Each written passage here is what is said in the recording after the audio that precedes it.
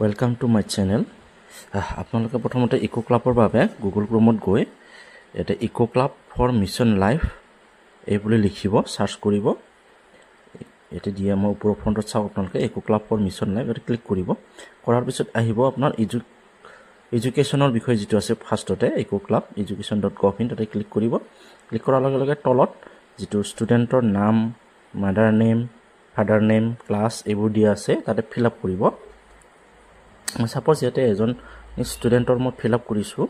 অনন্য দেখা বুলি তাৰছত ফাদাৰ নামটো দিব আৰু পিছত আপোনালোকৰ ক্লাছ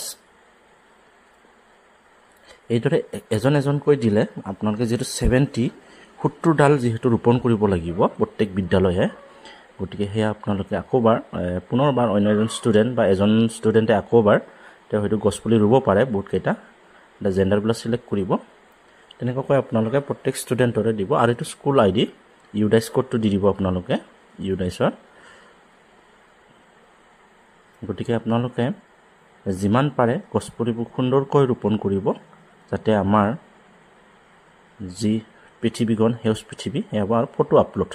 এই ফটোটো আপোনালোকে ইমেজটোত আহি যাব যেতিয়া আপোনালোকে এটো দি দিব আৰু ইয়াতে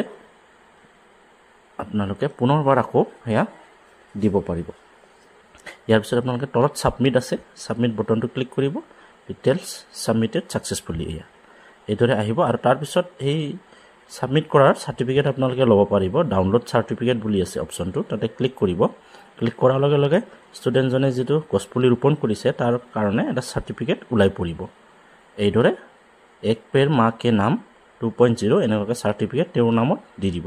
এনেকৈ সম্পূৰ্ণ কৰিব 70 ডাল কৰিব ধন্যবাদ